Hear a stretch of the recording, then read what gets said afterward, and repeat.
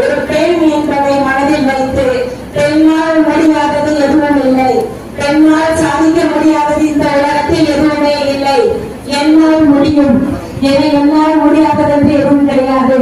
எனக்கு நான் நினைத்த லட்சியத்தை நான் அடைந்தே தீருவேன். இன்று நான் அங்கு அமர்ந்திருக்கும், நாளை நான் இங்கு அமர்ந்திருப்பேன் என்று உங்கள் மனதில் ஊற்றிவிடுங்கள்.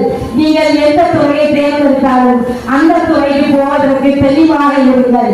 நான் என்னவென்று நினைக்கிறேனோ அதுவாகவே நான் மாறுவேன். இதைத்தான் எப்பொழுதும் சொல்கிறார்கள். பெண்ணின்றி அமையாத உலகு, இது திருவள்ளுவர் சொல்லியிருக்கிறாரு.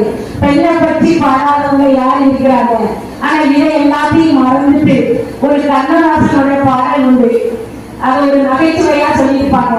அதாவது தேடினே வந்தது கூகுள், நாடினே வந்தது அது என்ன தெரியுமா? ஓலா.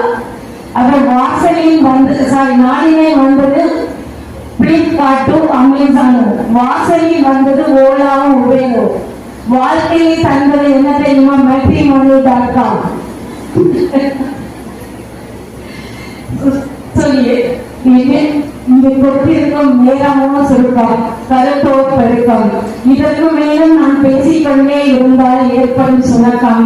எனவே எனது உரையை முடித்துக் கொள்கிறேன். அனைவருக்கும் நன்றி, வணக்கம், வாழ்க வளமுடன்.